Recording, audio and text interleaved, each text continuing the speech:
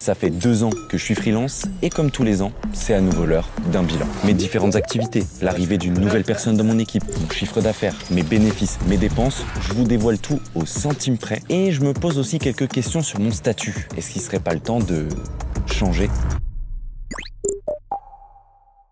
Bienvenue dans les Mimi Interviews, une série de vocaux pour les créatifs.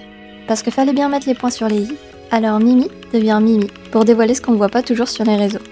Des interviews courtes, créatives et sans détour, qui laissent place à l'introspection, à l'envers du décor et à ce qu'on vit vraiment quand on crée.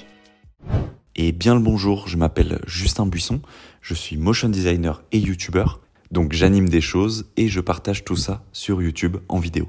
Donc je peux très bien animer des logos, faire des challenges autour de l'animation, mais aussi parler de ma vie de freelance, de la gestion de mon entreprise et tout ce qui va autour. Déjà, moi je me considère comme une personne qui n'a pas vraiment de style défini. C'est-à-dire que j'ai pas de personnage qui me représente, j'ai pas de mascotte. Et j'ai d'ailleurs fait une vidéo à ce sujet sur ma chaîne YouTube. Entre 2013 et 2024, je suis passé par absolument tout ce qu'on peut imaginer. De la 3D, de la 2D, de la vidéo, du montage. Ce truc de style, moi, ça me fait un petit peu peur. J'ai l'impression que je vais devoir me mettre dans une case et faire ça toute ma vie. Si tu te dis, allez, en 2025, je trouve mon style, je pense que c'est pas la bonne approche à avoir. Je pense que c'est justement en essayant plein de supports, de façons de créer, que tu trouveras un jour ton style. Puis ensuite, il y a les différentes personnalités. Moi, je suis plutôt polyvalent. Et il y a des gens qui vont être plutôt spécialistes. Et je trouve ça aussi très dur de se dire, non, mais ça, c'est mon style.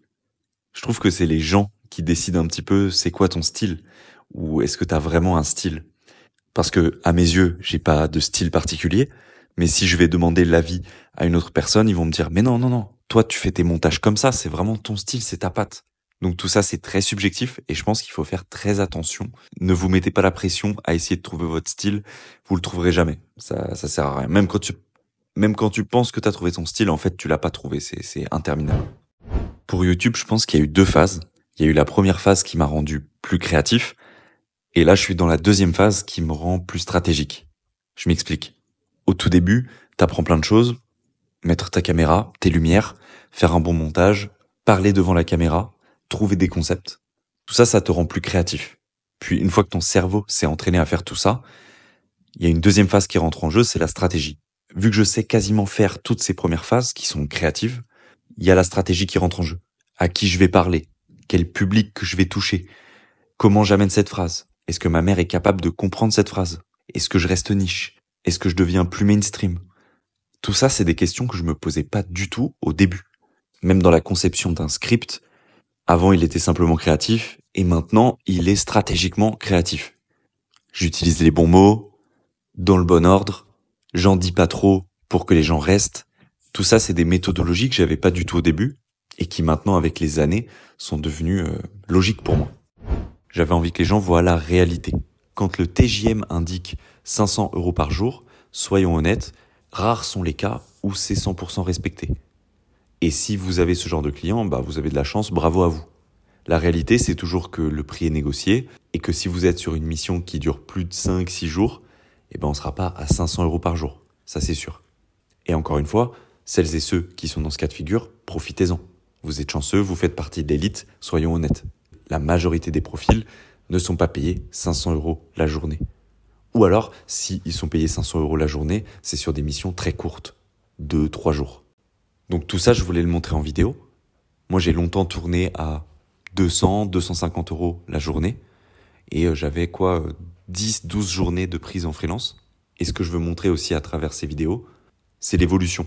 C'est que l'année 1, je suis à tant de CA, l'année 2, je suis à tant de CA, et l'année 3, peut-être que c'est la chute, peut-être qu'il y a des choses qui vont pas, et tout ça, je le partage, parce qu'on le vit tous. J'ai envie de proposer une sorte de point de référence, même si on n'a évidemment pas les mêmes vies, ni les mêmes métiers.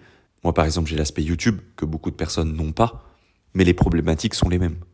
Donc l'envie, c'était de partager, d'éduquer, et d'apprendre avec les gens, parce qu'en fait, en lisant les commentaires, j'ai appris plein de choses. Ma side quest 2025, ça va être de me détacher petit à petit de l'animation et de transitionner doucement vers une chaîne YouTube qui serait plus globale, mais qui utiliserait toutes les compétences que j'ai apprises sur toutes ces années. Donc l'animation, le motion design serait toujours présent dans mes vidéos, ce serait plus au premier plan, mais ce serait au service de la vidéo, de l'idée du concept. C'est plus vraiment une side quest, là c'est vraiment littéralement juste une quest. On arrive à la fin de l'interview. Merci d'avoir écouté jusqu'au bout. Et si tu as aimé cette mini-interview, n'hésite pas à t'abonner pour ne pas rater les prochaines.